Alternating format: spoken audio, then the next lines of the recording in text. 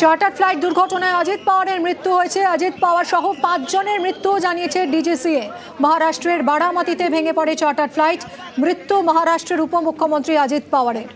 বারামাতিতে সভা ছিল অজিত পাওয়ারের। অবতরণের সময় দুর্ঘটনার কবলে পড়ে চার্টার ফ্লাইট।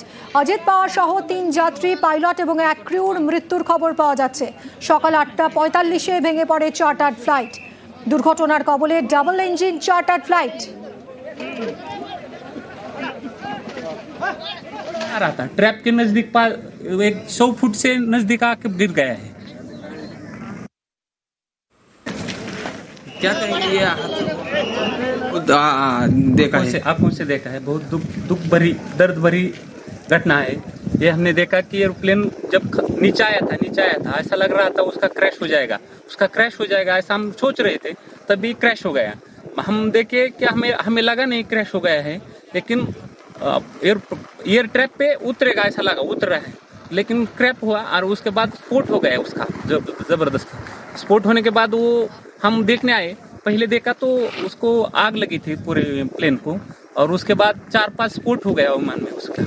और उसके बाद बहुत लोग आ गए और उसने निकालने की कोशिश की, लेकिन बड़ी आग लगी, उसके कारण कोई मदद नहीं कर सकता।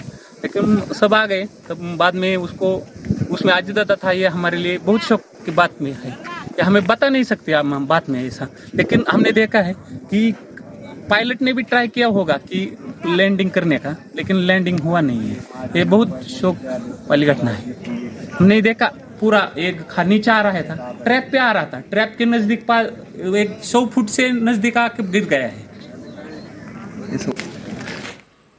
প্রত্যক্ষদর্শীরা জানাচ্ছিলেন যে তারা ঠিক কি দেখেছিলেন এই ভয়াবহ দুর্ঘটনার সময়। মহারাষ্ট্রের মুখ্যমন্ত্রীকে ইতিমধ্যেই ফোন করেছেন প্রধানমন্ত্রী মোদী। চার্টার ফ্লাইট দুর্ঘটনায় অজিত পাওয়ারের মৃত্যু কিভাবে হলো, দেবেন্দ্র ফডনবিস মহারাষ্ট্রের মুখ্যমন্ত্রী, তাকে ফোন করে খোঁজ খবর নেন প্রধানমন্ত্রী নরেন্দ্র মোদী। ফডনবিসকে ফোন করেন কেন্দ্রীয় স্বরাষ্ট্রমন্ত্রী অমিত শাহ। পাওয়ারের চার্টার ফ্লাইট দুর্ঘটনা নিয়ে খোঁজ খবর নেন তারা।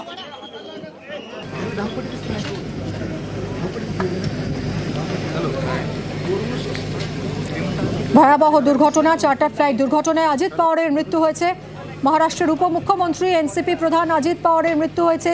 শুধু অজিত পাওয়ার নন, তার সঙ্গে থাকা 5 জনেরই মৃত্যু হয়েছে জানিয়েছে ডিজিসিএ।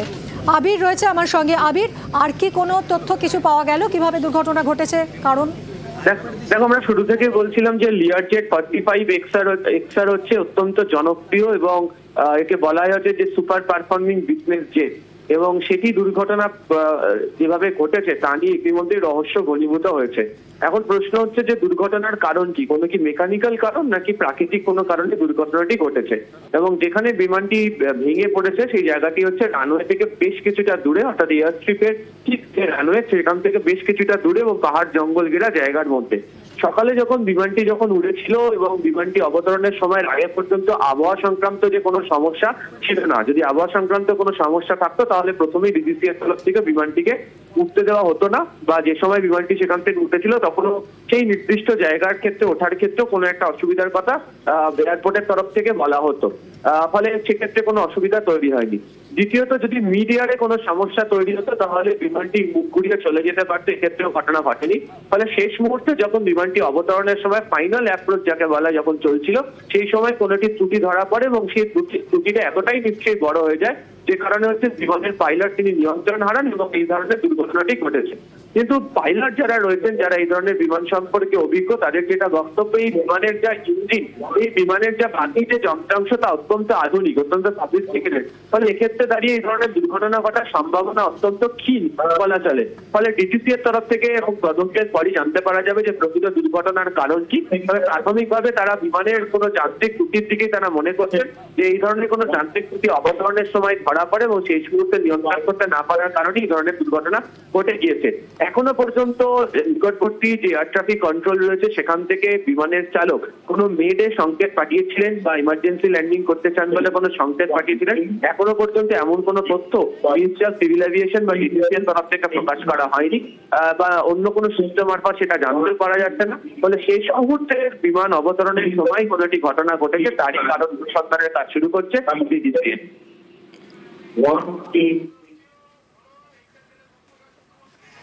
সঙ্গে থাকো আবির। ইতিমধ্যেই এক্স হ্যান্ডেলে শোক প্রকাশ করেছেন মুখ্যমন্ত্রী মমতা বন্দ্যোপাধ্যায়। চার্টার ফ্লাইট দুর্ঘটনায় তদন্তের দাবি জানিয়েছেন মমতা বন্দ্যোপাধ্যায়। আমাদের সঙ্গে রয়েছে সোমরাজ, আরো জানাবে। সোমরাজ, মুখ্যমন্ত্রী দুঃখ প্রকাশ করে এক্স হ্যান্ডেলে পোস্ট করেছেন। দেখো, মুখ্যমন্ত্রী দুঃখ প্রকাশ করেছেন মহারাষ্ট্রের প্রাক্তন উপমুখ্যমন্ত্রী অজিত পাওয়ারের মৃত্যুতে। তিনি শোক প্রকাশ করার পাশাপাশি গোটা ঘটনার তদন্ত দাবি করেছেন। তিনি এক্স হ্যান্ডেলে যে পোস্ট করেছেন সেখানে তিনি বলছেন যে গোটা ঘটনা একটি তদন্তের দাবি রাখে এবং গোটা ঘটনার জন্য তদন্তের প্রয়োজন বলেই তিনি এক্স হ্যান্ডেলে পোস্ট করেছেন এবং পাশাপাশি তার পরিবারের সদস্যদেরও সমবেদনা জানিয়েছেন। ধন্যবাদ সোমরাজ। ইতিমধ্যেই তদন্ত হচ্ছে যে কি কারণে এই দুর্ঘটনা ঘটলো, কারণ এই দুর্ঘটনা যে চার্টার ফ্লাইটে ঘটেছে তা অত্যন্ত আধুনিক। সেই চার্টার ফ্লাইটে কি করে দুর্ঘটনা ঘটতে পারে, প্রত্যক্ষদর্শীরা কি বলছেন আসুন একবার শুনি। हमने देखा पूरा एक नीचे आ रहा था, ट्रैप पे आ रहा था, ट्रैप के नजदीक 100 फुट से नजदीक आके गिर गया है। उसका क्रैश हो जाएगा ऐसा हम सोच रहे थे, तभी क्रैश हो गया। पहले देखा तो उसको आग लगी थी पूरे प्लेन को, और उसके बाद 4-5 स्फोट हो गया विमान में उसका, और उसने निकालने की कोशिश की लेकिन बड़ी आग लगी, उसके कारण कोई मदद नहीं कर सकता। उसमें अजिदादा था, ये हमारे लिए बहुत शौक की बात में है। पायलट ने भी ट्राई किया होगा कि लैंडिंग करने का, लेकिन लैंडिंग हुआ नहीं है। ये बहुत शौक वाली घटना है। কি কারণে এই বিপর্যয় হলো তা খতিয়ে দেখা হচ্ছে, কারণ এই চার্টার্ড ফ্লাইট অত্যন্ত আধুনিক, যেখানে ভিভিআইপিরা ফ্লাই করেন। দুটো কারণ হয়ে থাকতে পারে, হয় মেকানিক্যাল কোনো ত্রুটি অথবা কোনো প্রাকৃতিক সমস্যা। কিন্তু আবহাওয়া পরিষ্কার ছিল, প্রাকৃতিক যদি কোনো সমস্যা থাকতো তাহলে ডিজিসি এর পক্ষ থেকেই উড়ানের অনুমতি দেওয়া হতো না, যেহেতু সেখানে উপমুখ্যমন্ত্রী তিনিই থাকবেন, তিনি ফ্লাই করবেন। এক্ষেত্রে মনে করা হচ্ছে যে এই চার্টার ফ্লাইট যখন একেবারে নেমে আসছিল, ল্যান্ডিংয়ের সময় যখন ফাইনাল অ্যাপ্রোচ করছিল, সেই সময় হয়তো ত্রুটি ধরা পড়ে, পাইলট নিয়ন্ত্রণ হারান। কোনো রকম মেডে সংকেত তিনি দিয়েছিলেন কিনা। श्रद्धांजलि अर्पित करता हूँ, भगवान उनके आत्मा को शांति दे, यही ईश्वर चरणों में प्रार्थना करता हूँ। नमस्कार। কি ধরনের সমস্যায় পড়েছিলেন পাইলট, তিনি কি শেষ মুহূর্তে কোনো রকম মেডে কল দিয়েছিলেন কিনা, কোনো রকম যোগাযোগ করেছিলেন কিনা তা এখনো স্পষ্ট নয়। একেবারে ভস্মীভূত হয়ে গেছে এই চার্টার ফ্লাইট। এই ফ্লাইটেই ছিলেন অজিত পাওয়ার, বারামতিতে যাচ্ছিলেন। সকাল 9:45 নাগাদ এই বিপর্যয় ঘটে।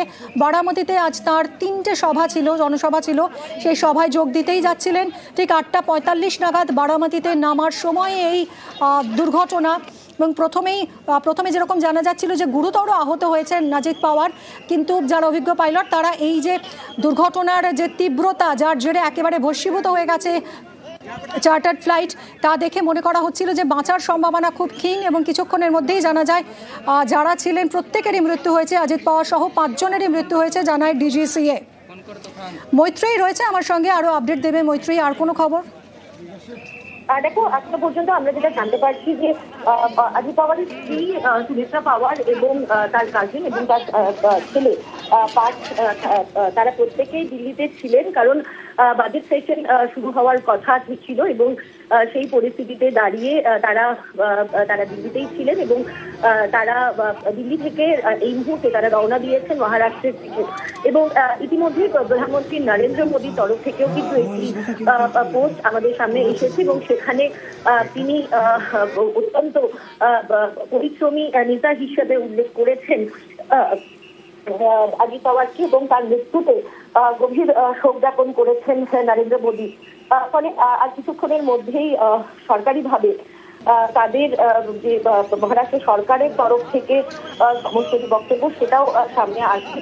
কিন্তু প্রত্যেকেই কিন্তু একে একে সুপ্রিয়া প্যাটেল হোক বা সুপ্রিয়া সুদেই হোক, প্রত্যেকেই কিন্তু এই মুহূর্তে তারা সেখানে পৌঁছানোর চেষ্টা করছেন। তার পরিবারের যারা সদস্যরা, অর্থাৎ এনসিপির working president Praful Patel, NCP যে শরদ পাওয়ার ফ্র্যাকশন রয়েছে যেখানকার সুপ্রিয়া সুলে, এবং তার পরিবারের সদস্যরা সুনেত্রা পাওয়ার, তার ছেলে পার্থ পাওয়ার, তারা প্রত্যেকে এই মুহূর্তে দিল্লি থেকে বারামতির উদ্দেশ্যে রওনা হয়ে গিয়েছেন।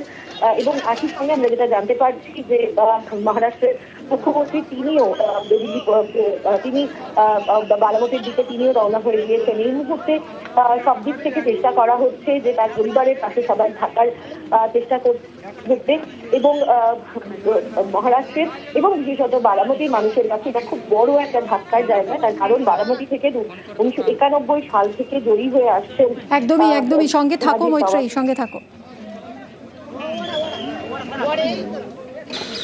बहुत ही दुखद घटना है। 6 लोग सवार थे और अजीत पवार जी भी उसमें सवार थे। अगर ये सच है तो आज का दिन दुर्भाग्य का दिन है। ये दिल को दहला देने वाली दुर्घटना है। केवल महाराष्ट्र सरकार के वो डिप्टी सीएम नहीं थे, बल्कि देश के एक जाने माने राजनेता थे। आज उनकी भरपाई शायद मुश्किल है। बहुत ही ये शॉकिंग न्यूज है, दर्दनाक है और हृदय विदारक है। आपसी मतभेद रहे हैं पर उनके साथ मुझे काम करने का मौका भी मिला है और अत्यंत कमिटेड और हमेशा काम से काम रखने वाले एक व्यक्ति थे। और मैं पवार साहब को, सुप्रिया को, सुनेत्रा जी को, पार्थ को, जय को, सभी को अपनी संवेदनाएं व्यक्त करना चाहूंगी कि वो एक महाराष्ट्र के एक, मैं कहूंगी अमंग्स द यंगर लीडरशिप थी और काफी प्रॉमिसिंग लीडरशिप थी। उनका इस तरीके से जाना बहुत ही दर्दनाक है।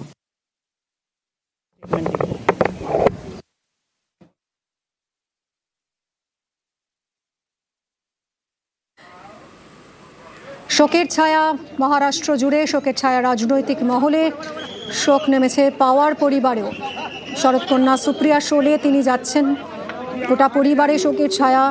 শরদ পাওয়ারের সতীর্থরাও ভাবতেই পারছেন না কিভাবে ঘটে গেল এই দুর্ঘটনা, যেখানে অত্যাধুনিক এই এই কপ্টার, অত্যাধুনিক এই চার্টার্ড ফ্লাইট দুর্ঘটনার কবলে পড়ে এইভাবে প্রাণ হারাতে হলো মহারাষ্ট্রের উপমুখ্যমন্ত্রী অজিত পাওয়ারকে। অজিত পাওয়ার সহ 5 জনেরই মৃত্যুর কথা জানিয়েছে ডিজিসিএ। মহারাষ্ট্রের বারামতিতে আজ সকালে 9:15 নাগাদ এই দুর্ঘটনা ঘটে।